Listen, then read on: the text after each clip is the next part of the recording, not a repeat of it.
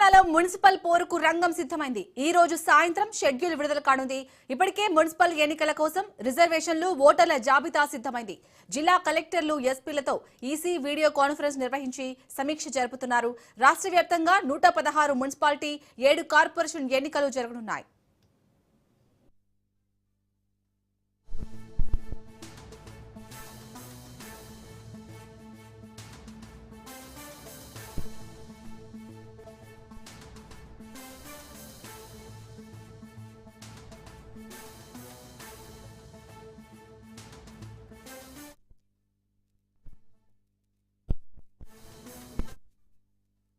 తెలంగాణలో మున్సిపల్ పోరుకు రంగం సిద్ధమైంది. ఈ రోజు సాయంత్రం షెడ్యూల్ విడుదల కానుంది. ఇప్పటికే మున్సిపల్ ఎన్నికల కోసం రిజర్వేషన్లు, ఓటర్ల జాబితా సిద్ధమైంది. జిల్లా కలెక్టర్లు, ఎస్పీలతో ఈసీ వీడియో కాన్ఫరెన్స్ నిర్వహించి సమీక్ష జరుపుతున్నారు. రాష్ట్ర వ్యాప్తంగా 116 మున్సిపాలిటీ, 7 కార్పొరేషన్లకు ఎన్నికలు జరగనున్నాయి.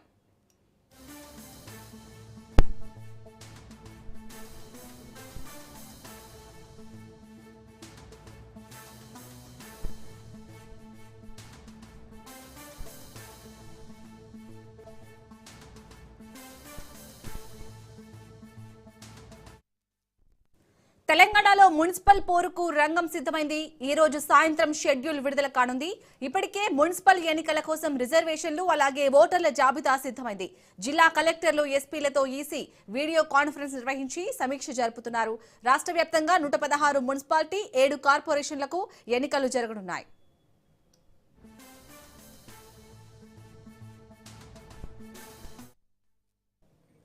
రైట్, ఇక ఇటు ఈ రోజు సాయంత్రం అయితే తెలంగాణలో మున్సిపల్ ఎన్నికలకు సంబంధించి షెడ్యూల్ అయితే విడుదల కాబోతున్నట్టుగా తెలుస్తోంది. దీనికి సంబంధించి పూర్తి అప్డేట్స్ ని మా ప్రతినిధి సునీల్ అందిస్తారు. సునీల్. తెలంగాణ రాష్ట్ర వ్యాప్తంగా 116 మున్సిపల్ కార్పొరేషన్లకు, 6 మున్సిపాలిటీలకు, 6 కార్పొరేషన్లకు ఎన్నికల షెడ్యూల్ ఈరోజు విడుదలయ్యే అవకాశం ఉంది. ఈరోజు సాయంత్రం 4 గంటలకు రాష్ట్ర ఎన్నికల ప్రధానాధికారిగా ఉన్నటువంటి రాణి కౌముది మీడియా సమావేశం ఏర్పాటు చేసింది. ఈ మీడియా సమావేశంలో ఎన్నికలకు సంబంధించినటువంటి పూర్తి వివరాలు కూడా వెల్లడించే అవకాశం ఉంది. ఇప్పటికే మనం చూస్తూ ఓటర్ల జాబితా దాదాపు 52 లక్షల మంది ఓటర్లు ఈ 116 మున్సిపాలిటీలకు, 6 కార్పొరేషన్లకు, 7 కార్పొరేషన్లు జరిగినటువంటి ఈ యొక్క ఎన్నికలకు సంబంధించిన దాని విషయంలో ఓటర్ల జాబితాను సిద్ధం చేశారు. ఆ తర్వాత మనం చూడొచ్చు రిజర్వేషన్ ఖరారు కూడా చేసింది. డెడికేషన్ కమిషన్ ఇచ్చినటువంటి నివేదికను బేస్ చేసుకొని మున్సిపల్ శాఖ రిజర్వేషన్లు ఖరారు చేసింది. ఈ రిజర్వేషన్ సంబంధించిన డాక్యుమెంట్స్ మొత్తం కూడా ఇప్పటికే ఈసీకి సమర్పించింది. మరోవైపు ఎన్నికల సిబ్బంది, ఎన్నికలకు సంబంధించినటువంటి పోలింగ్ బూత్, అదేవిధంగా ఏర్పాట్లన్నీ కూడా ఇప్పటికే కంప్లీట్ కావడం జరిగింది. ఎప్పటికప్పుడు స్టేట్ ఎలక్షన్ కమిషనర్ రాణి కౌముది వీడియో కాన్ఫరెన్స్ నిర్వహిస్తుంది. ఈరోజు మధ్యాహ్నం 3 గంటలకు కూడా తెలంగాణ డీజీపీ శివధర్ రెడ్డితో పాటు సిఎస్ చీఫ్ సెక్రటరీ రామకృష్ణరావుతో పాటు వీరందరూ కూడా జిల్లా కలెక్టర్లతో వీడియో కాన్ఫరెన్స్ నిర్వహించి మొత్తం ఎన్నికల సంబంధించినటువంటి వివరాలపై కూడా పూర్తిగా ఆరా తీసే అవకాశం ఉంది. ఇప్పటికే చాలా బూతులకు సంబంధించినటువంటి ఏర్పాట్లు, మరోవైపు 8195 పోలింగ్ కేంద్రాలకు సంబంధించినటువంటి ఏర్పాట్లు కూడా ఇప్పటికే కంప్లీట్ కావడం జరిగింది. కాబట్టి ఆ విషయాలన్నిటిపై కూడా సాయంత్రము 4 గంటలకు స్టేట్ ఎలక్షన్ కమిషనర్ కార్యాలయంలో స్టేట్ ఎలక్షన్ కమిషన్గా ఉన్నటువంటి రాణి కౌముది మీడియా సమావేశం ఏర్పాటు చేస్తుంది. ఈరోజు ఒకవేళ కోడ్ అమలవుతే మాత్రం, ఈరోజు ఎన్నికల షెడ్యూల్ విడుదలతో మాత్రము ఈ రోజు నుంచి ఎన్నికల కోడ్ రాష్ట్ర వ్యాప్తంగా అమలవుతుంది. ఎన్నికల కోడ్ అమలవుతే ఖచ్చితంగా వాటికి సంబంధించినటువంటి కొన్ని నిబంధనలు, కొన్ని రూల్స్ అండ్ రెగ్యులేషన్స్ కూడా పాటించాల్సిన అవసరం ఉంటుంది. కాబట్టి వాటికి సంబంధించిన విధి విధానాలకు సంబంధించిన అంశాలన్నీ కూడా ఈరోజు సాయంత్రం 4 గంటలకు రాణి కౌముది, స్టేట్ ఎలక్షన్ కమిషనర్ రాణి కౌముది కూడా మీడియా సమావేశంలో అన్ని వివరాలు కూడా వెల్లడించే అవకాశం ఉంది. మొత్తం మీద తెలంగాణ రాష్ట్రంలో ఎంతకాలంలో ఎదురు చూస్తున్నటువంటి మున్సిపాలిటీలకు, మరోవైపు కార్పొరేషన్లకు సంబంధించిన ఎన్నికలకు సంబంధించిన విషయాలపై కూడా ఈరోజు పూర్తి క్లారిటీ కూడా స్టేట్ ఎలక్షన్ కమిషన్ ఇచ్చే అవకాశం ఉంది. ఈరోజు షెడ్యూల్ విడుదల చేస్తుందని అందరూ భావిస్తున్నారు. 4 గంటలకు ఎన్నికల షెడ్యూల్ విడుదలైతే ఎన్నికల షెడ్యూల్ ఎప్పుడైతే అమలు అవుతుందో ఆ రోజు నుంచి, ఈ రోజు నుంచే కోడ్ కూడా రాష్ట్ర వ్యాప్తంగా అమలయ్యే అవకాశం ఉంది. కాబట్టి వీటికి సంబంధించిన దాని విషయంలో ముందస్తుగా మధ్యాహ్నం 3 గంటలకు అందరి అధికారులు, జిల్లా కలెక్టర్తో, అదేవిధంగా తెలంగాణ డీజీపీ, అదేవిధంగా సిఎస్ వీళ్ళందరితో కూడా వీడియో కాన్ఫరెన్స్ నిర్వహిస్తుంది. ఎన్నికలకు సంబంధించిన విధానాలు ఏ విధంగా ముందుకెళ్ళాలి, గతంలో గ్రామ పంచాయతీ ఎన్నికలు ఏ తరహాలో నిర్వహించారో, ప్రశాంతంగా గతంగా ఎలాంటి ఇన్సిడెంట్ జరగకుండా నిర్వహించారో అదే తరహాలో ఇప్పుడు కూడా మున్సిపాలిటీలు మరోవైపు కార్పొరేషన్ ఎన్నికలు కూడా అదే తరహాలో నిర్వహించాలని స్టేట్ ఎలక్షన్ కమిషన్ భావిస్తుంది. ఇందుకోసమే ఇప్పటికే ఎన్నికల రిటర్నింగ్ అధికారులను మరోవైపు పోలింగ్ సిబ్బందిని అన్ని కూడా సమాయత్తం చేయడం జరిగింది. ఇప్పటికే పోలింగ్ బూత్లకు సంబంధించినటువంటి మెటీరియల్ అంతా కూడా పంపించినటువంటి పరిస్థితి కనబడుతుంది. కాబట్టి ఖచ్చితంగా ఎలక్షన్ ఫిబ్రవరి 2nd వీక్లో కానీ 3rd వీక్లో కానీ మున్సిపాలిటీలకు అదేవిధంగా కార్పొరేషన్లు కూడా ఎన్నికలు జరిగే అవకాశం ప్రస్తుతం అయితే ఈరోజు ఎన్నికల షెడ్యూల్ విడుదలైన తర్వాత కోడ్ కూడా అమలులోకి వస్తుంది. మధ్యాహ్నం 3 గంటలకు అంటే మధ్యాహ్నం 3 గంటలకు వీడియో కాన్ఫరెన్స్ కంప్లీట్ అయిన తర్వాత సాయంత్రం 4 గంటలకు స్టేట్ ఎలక్షన్ కమిషన్ రాణి కౌముది మీడియా సమావేశంలో అన్ని వివరాలు కూడా వెల్లడించే అవకాశం ఉంది. Shalini. Right, thank you Sunil.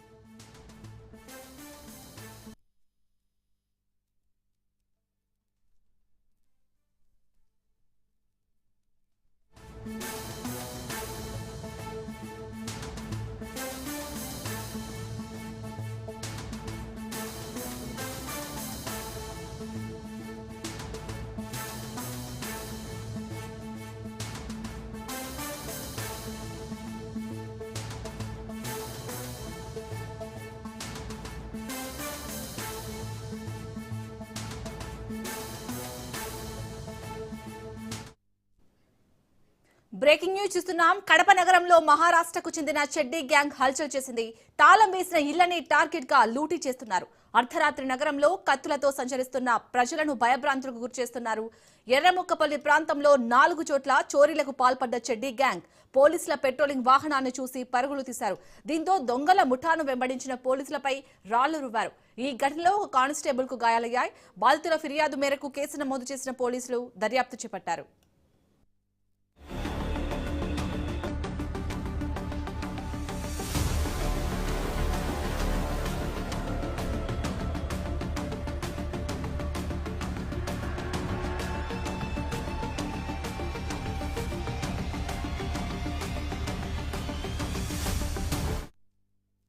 ఇక కడప నగరంలో అయితే మహారాష్ట్రకు చెందిన చెడ్డీ గ్యాంగ్ అక్కడ హల్చల్ చేసింది.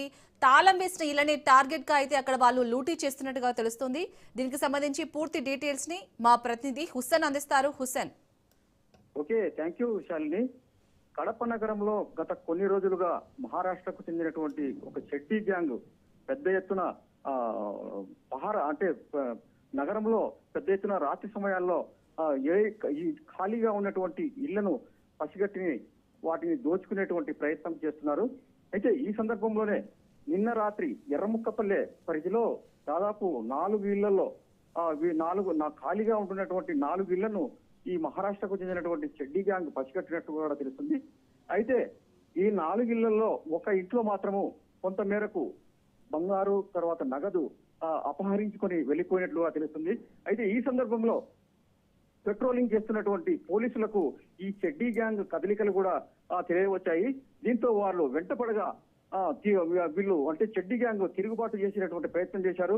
రాళ్లతో కూడా దాడి చేశారు. ఈ సందర్భంలో పోలీసులు కూడా సమాచారం అంటే పెట్రోలింగ్ పోలీసులు మిగతా పోలీసులతో కూడా కలిసి వారిని వెంబడించేటువంటి ప్రయత్నం చేశారు. ఈ ప్రయత్నంలో ఒక నలుగురిని ఈ చెడ్డీ గ్యాంగ్ సంబంధించిన 4 చెడ్డీ గ్యాంగ్ సభ్యులను కూడా పట్టుకున్నట్లుగా కూడా తెలుస్తుంది.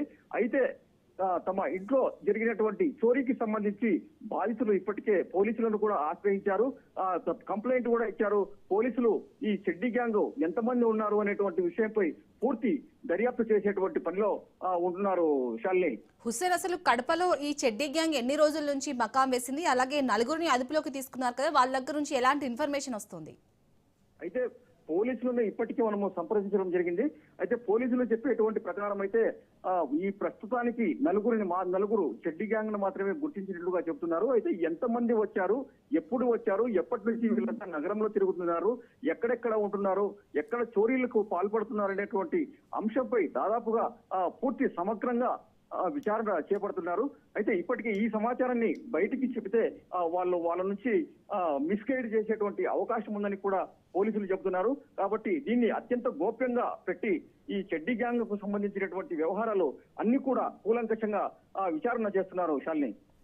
అలాగే హుసేన్, మరి అంటే ఇప్పుడైతే అక్కడ ప్రజలందరూ భయభ్రాంతులకు గురవుతున్నారు. సో పోలీసులు పెట్రోలింగ్ ని ఇంకా ఎక్కువ చేసే అవకాశాలు ఉన్నాయా, టైమింగ్స్ ని? అయితే ఇప్పటికే పోలీసు యంత్రాంగం నగరంలో గత కొద్ది కాలం నుంచి పెద్ద ఎత్తున మోహరించేటువంటి పరిస్థితులు ఉన్నాయి. ఎందుకంటే నగరంలో గంజాయి ముఠాలు, తర్వాత అక్కడక్కడ రౌడీ షీటర్ల ముఠాలు పసిగట్టేందుకు కూడా ఇప్పటికే డ్రోన్ కెమెరాలను కూడా వినియోగిస్తున్నారు. ఈ డ్రోన్ సందర్భంలోనే ఇటువంటి కదలికలను కూడా వీళ్ళ చోరుల కదలికలను కూడా పసిగడుతున్నారు. అయితే ఈ చెడ్డీ గ్యాంగ్ కు సంబంధించినటువంటి అంశాన్ని ఇంకా నిఘా పెంచి, తర్వాత పెట్రోలింగ్ ను కూడా పెంచి రాత్రి సమయాల్లో ఇంకా ఎక్కువ గస్తీ ఏర్పాటు చేసేటువంటి అవకాశం కూడా ఉంది Shalini. Right, thank you Hussain.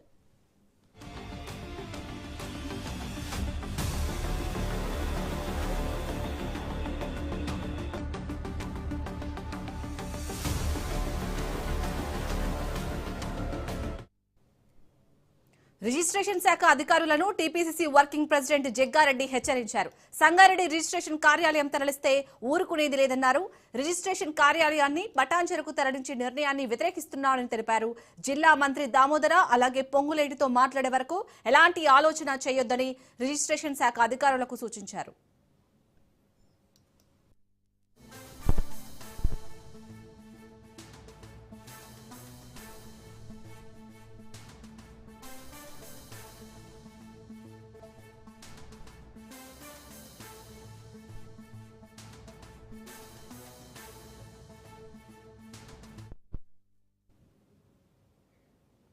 SIT మరో కీలక నిర్ణయం తీసుకుంది.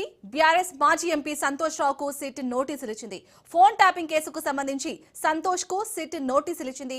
ఇవాళ మధ్యాహ్నం 3 గంటలకు విచారణకు రావాలని ఆ నోటీసుల్లో పేర్కొంది. ఈ కేసులో ఇప్పటికే కేటీఆర్, హరీష్ రావుకు నోటీసులు జారీ చేసి విచారించగా తాజాగా బీఆర్ఎస్ మాజీ ఎంపీ సంతోష్ కు నోటీసులు ఇచ్చింది. మంగళవారం మధ్యాహ్నం 3 గంటలకు జూబ్లీహిల్స్ పీఎస్ విచారణకు హాజరు కావాలని స్పష్టం చేసింది. సిఆర్పీసీ 160 కింద నోటీసులు ఇచ్చింది. సిట్ నోటీసులపై సంతోష్ రావు స్పందించారు. సిట్ విచారణకు హాజరై పోలీసులు అడిగే ప్రశ్నలకు సమాధానమిస్తానన్నారు సంతోష్ రావు.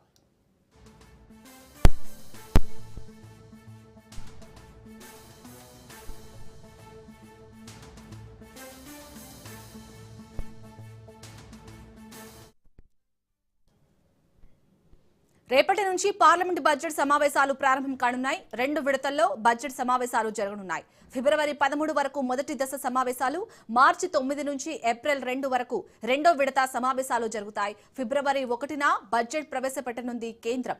పార్లమెంట్ బడ్జెట్ సమావేశాల నేపథ్యంలో నేడు కిరణ్ రిజిజు నేతృత్వంలో అఖిలపక్ష సమావేశం జరగనుంది.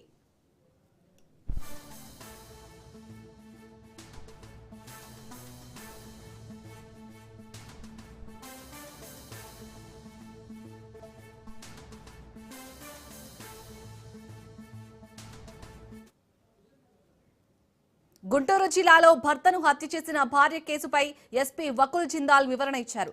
దుగ్గిరాల మండలం చిలువూరు గ్రామంలో ఈ నెల 19వ తేదీన శివనాగరాజు అనే వ్యక్తి అనుమానాస్పదంగా మృతి చెందాడు. ఈ ఘటనపై సోమవారం పోస్టుమార్టం నిర్వహించగా మృతుడి పక్కటెముకలు విరిగినట్లు వైద్యులు ఇచ్చిన నివేదిక ఆధారంగా పోలీసులు దర్యాప్తు చేపట్టారు. మృతుడి భార్య లక్ష్మీ మాధురి తన భర్త నిద్రలో గుండెపోటుతో మరణించాడని చెప్పడం, పోస్టుమార్టం రిపోర్ట్ ఆధారంగా కూపీలాగిన పోలీసులు మొదట భార్యను విచారించారు. ఆమె తన భర్తను చంపాలనే ఉద్దేశంతో నిద్ర మాత్రలు తినే ఆహారంలో కలిపి స్పృహ కోల్పోయే విధంగా చేసినట్లు ఒప్పుకుంది. భర్తను చంపడంలో వివాహేతర పరిచయస్తుడు గోపి మాధురికి నిద్ర మాత్రలు ఇచ్చి సహాయం చేసినట్లు, ఆ తర్వాత స్పృహ కోల్పోయిన నాగరాజుపై గోపి కూర్చుని ఊపిరి ఆడకుండా చేసి హత్య చేశారని ఎస్పీ వకుల్ తెలిపారు. ఈ కేసులో ఆర్ఎంపీ కంభంపాటి సురేష్ తో సహా మాధురి, గోపిని అరెస్ట్ చేశారు.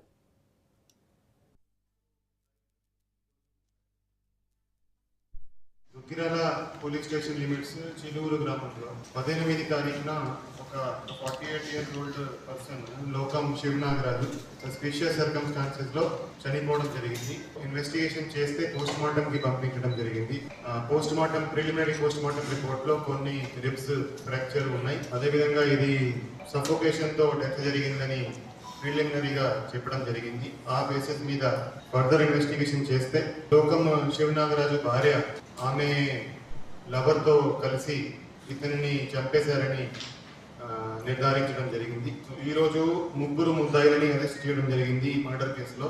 ఈ కేసులో ముగ్గురు ముద్దాయిలను ఈ రోజు అరెస్ట్ చేసి రిమాండ్కి పంపించడం జరుగుతుంది. A1 అని లోకం మాధురి, ఆమె చనిపోయిన అతని భార్య. అదేవిధంగా A2 కొండవీటి గోపి, అతను A1 కి lover. And A3 Kambampati Suresh అనే అతను ఫిరంగిపురం, ఇతను RMP డాక్టర్ గా పనిచేస్తాడు. దీంట్లో ఈ ఎవరైతే A1 ఉందో, ఎవరైతే భార్య ఉందో లోకము లక్ష్మీ మాధురి, ఆమెకి కొంత టైం నుంచి A2తో కాంటాక్ట్ నడుస్తూ ఉంది. ఆమె మత్తు టాబ్లెట్స్ దాన్ని పౌడర్ చేసి ఆ మత్తు టాబ్లెట్స్ను భోజనంలో కలపడం జరిగింది. భోజనంలో కలిపిన తర్వాత అతను నిద్రపోయాడు.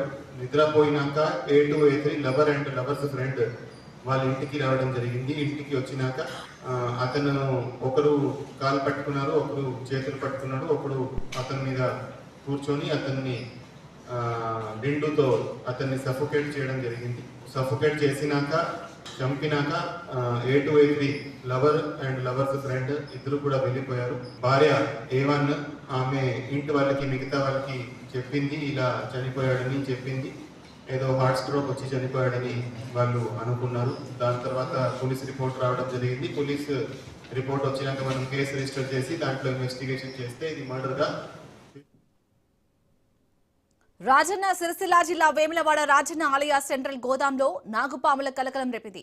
భయాందోళనకు గురైన ఆలయ ఉద్యోగులు సిబ్బంది తరచూ నాగుపాములు రావడంతో గోదాంలో పనిచేయాలంటే భయపడుతున్నామని అంటున్నారు. గోదాం, ప్రసాదాల విక్రయశాల, ధర్మశాలతో తరచూ నాగుపాములు తిరుగుతుంటాయని సిబ్బంది తెలిపారు. స్నేక్ శాచర్ దాదాపు 20 పైన నాగుపాములను పట్టుకుని అడవిలో వదిలిపెట్టారు.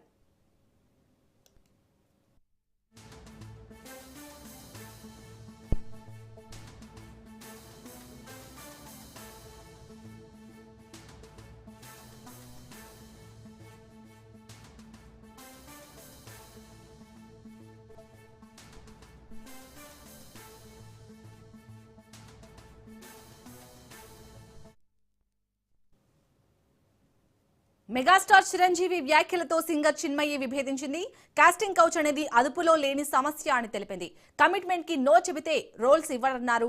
చిరంజీవి జనరేషన్ లో మహిళా ఆర్టిస్టులను గౌరవించేవారని, ఇప్పుడు అలాంటి పరిస్థితి లేదన్నారు. ఇండస్ట్రీ అద్దం లాంటిది ఏ మాత్రం కాదన్నారు. లిరిసిస్ట్ వైరముత్తు తనను వేధించాడని చిన్మయి ట్వీట్ చేసింది.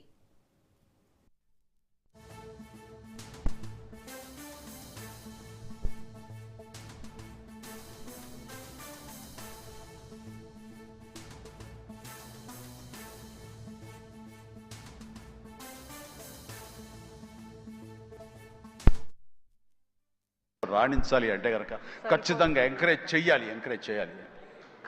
చేయాలి ప్రతి. ఇది గొప్ప ఇండస్ట్రీ అండి. ఇక్కడ ఏదైనా రాణించలేదు, ఇక్కడ ఏదైనా నెగిటివ్ పీపుల్ ఉన్నారు, ఇక్కడ మాకు ఇలాంటి బిట్టర్ ఎక్స్పీరియన్స్ జరిగి అంటే కనుక అది నీ తప్పిదం అవుతుందని నేను అనుకున్న ప్రకారంగా నేను నమ్ముతున్నాను. నువ్వు స్ట్రిక్ట్గా ఉండి సీరియస్గా ఉంటే కనుక ఏ ఒక్కటి అడ్వాంటేజ్ తీసుకోవడానికి ప్రయత్నించారు. ఎలాంటి ఏదంటే క్యాస్ట్ కావచ్చు అలాంటివి ఏమి ఉండవండి. నీ బిహేవియర్ బట్టి ఉంటుంది. మీకుండే అభద్రతా భావంతో ఏమో అలాగేలా ఉండాలేమో అని ఉండకూడదు. ఎస్, నువ్వు ప్రొఫెషనల్గా ఉండు, అవతల కూడా ప్రొఫెషనల్గా ఉంటారు. ఈ ఇండస్ట్రీ అనేది ఒక అద్దం లాంటిది. నువ్వేమి ఇస్తావు తిరిగి నీకు అదే వస్తుంది. కాబట్టి ప్రతి ఒక్కరికి ధైర్యంగా పరిశ్రమకు రావాలి అనుకుంటే కనుక కృత నిశ్చయంతో, దృఢ సంకల్పంతో, హార్డ్ వర్క్ని ఆసరాగా తీసుకుని రండి. ఇది గొప్ప ఇండస్ట్రీ.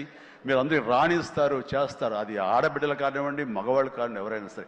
సో అది నేను వెల్కమ్ చేస్తున్నాను. దానికి ప్రత్యక్ష సాక్ష్యం సుష్మిత, అలాగే దత్తు గారి పిల్లలు స్వప్న దత్ ఇలాంటి వాళ్ళ